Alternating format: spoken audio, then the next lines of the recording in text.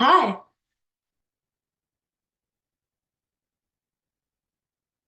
Well, how's it going? all right, got you. How's it going, Isaac? Good. Thanks for coming on. I appreciate it, man. Thanks for having me. No What's problem. up, brother? Check Tuesday. Yeah. Uh, so we have Ray Ortega on my YouTube channel today, and we're gonna ask him some questions, and let's get into it. What is your favorite memory of playing baseball? Good question, man. As far as a player, I think my favorite memory is probably winning the MAC Conference Championship, Division One school, Manhattan College in the Northeast. We were in the MAC Conference and we won an incredible run there. One of the games that we played to get into the conference tournament was the last game of the year, and we needed to win to get into the tournament. And we were down 18-3 in the sixth inning, and we came back and won 19-18 against the best team in the conference to take us into a spot into the playoffs, which we ended up winning that championship. So it was pretty cool. That's really impressive. Um, Favorite or funniest banana ball player? That's a hard one. All these guys are so funny and they're all characters, but I think the guy that makes me laugh the most consistently is probably our catcher, Bill LeBroy. He's the most entertaining catcher in the world, and he can make anybody laugh and put a smile on everybody's face at any time. He's always on top places. Yep. What's your favorite Bible verse? Favorite Bible verse. This is good. I was just asking the boys the other day what theirs was. My favorite Bible verse is Joshua 1:9. It says, "Have I not commanded you to be strong, to be courageous? Do not be afraid or discouraged, for the Lord your God is with you wherever you go." And that's my favorite Bible verse because a lot of times we don't realize that we're commanded to not be afraid. So we shouldn't give into fear and we should be fearless in how we live our lives. Um, Tell me about your role with the Savannah Bananas. Yeah, so I came in as an assistant coach for the Bananas. I work with the catchers, the hitters, and the outfielders, but I also am kind of in player development. So I work with all the players in the league as I see fit. But my area of expertise is catching, hitting, and a little bit with the outfielders. Cool. How did you become known for wearing that cape? Um, That's an interesting question. The reason why I wore the cape originally is because upon taking the job offer, I was being introduced to Banana Land, Banana Ball, and kind of where this whole thing is headed. And one of the things that they told me is they want our players to kind of become characters and stand out so that fans can really identify each guy and relate to them, and they all have their personalities. So really the main reason why I put on the cape was just to encourage my players to go ahead and get out of their comfort zone and dive into the character side of Banana Ball. So I figured if I was going to be a coach in Banana Land, why not try and wear a cape? I don't know any other baseball team where you're allowed to wear a cape while you play or while you coach. So That's cool. You guys do nothing the same as other people. exactly.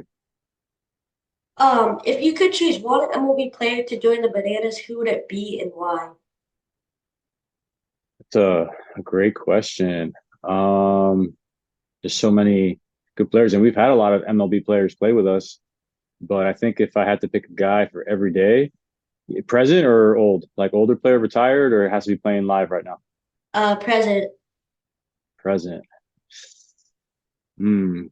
I guess my honest answer would have been, sorry to say it, but Ronald Acuna. I know he just got hurt, but I thought that he's a pretty exciting player and has a little bit of a character to him. So he would have been cool to see in Banana Land, and he could probably do a lot of trick plays. He's very talented. Very talented, and I hope he gets better soon. Yeah, likewise. What is the best piece of advice you gave as a Vulcan coach, and who is the best pitcher you taught in the Giants organization? Nice. I guess the best piece of advice at that level is just for the pitchers to understand what their pitches look like, their pitch shapes, which is the blur that the pitch makes while it's on the way to home plate. So, for example, fastball is pretty straight, a curveball kind of goes straight and then drops, slider kind of cuts to the left, changeup kind of cuts to the right. So, the advice would have been to understand what your pitches look like and how can you mix them up so that they look the same. So, for example, If I throw a fastball at the top of the strike zone, a good pitch after that is a 12-6 curveball because it starts just like a fastball and then it drops. So as a hitter, it's harder to hit when the pitches all look the same until the very last second. So the best piece of advice would be to understand your pitches and how to tunnel them, put them over each other to make it harder for the hitter to see what it is. And the best pitcher, that's a hard question because I would say out of all the players I worked with, 25 of them made it to the big leagues and 10, 15 of them are still in the big leagues right now. But I think a guy that stands out on and off the field is Tyler Beatty. He's another brother in the faith, and he's doing really well for the Cleveland Guardians right now, starting pitcher. That's cool. What advice would you give to a younger kid facing adversity?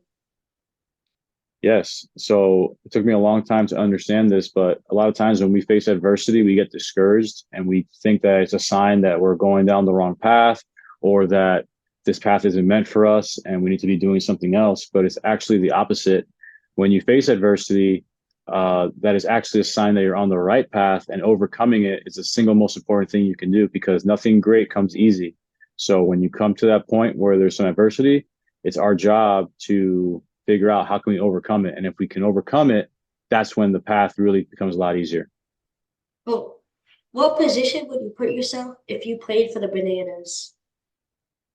Um, I would say like right now or before when I was a player, Right now. probably just the extra hitter. So I don't have to worry about playing defense. DH. DH, EH. We have the both. We have a DH and an EH. What does the We EH bet stand for? Extra hitter? extra hitter, yeah, because we bat 10 guys in the lineup. The DH hits for the pitcher, and the EH is the 10th batter in the lineup. I did not know that. That's cool. Cool. What is your thoughts on the firefighters extension team? Oh, I love them. I think they're a great brand. They represent the military service members, first responders, EMT. They're kind of America's banana ball team, if you ask me. So I think it's a very cool team, and I'm excited to see them. We actually play them this weekend. So obviously, I'm rooting for the Bananas, and we're going to sweep them. But they're a good team. They got a lot of good players, and they'll be coming out guns blazing, pun intended. Their uniforms are really cool. Yeah, they are. They're lit. No disrespect, but I like it more than the Bananas. Oh yeah, I don't blame you. They're pretty cool, and they got a lot of cool players too. So it'll be fun. What's your favorite food with banana in it? Favorite food with banana? Um, hmm. I've had some banana pudding here in Savannah that prior to coming to Savannah, I would have never enjoyed it the way I do now. So I would say probably banana pudding. Really good. Cool. I don't like pudding at all, to be honest. No? It's too creamy. Yeah, for sure. I get it. Well, that's all the questions I have for you. Thank you for joining my podcast. No problem, Isaac. Glad to be on here anytime. Let me know. Cool. Thank you. All Bye. right, man.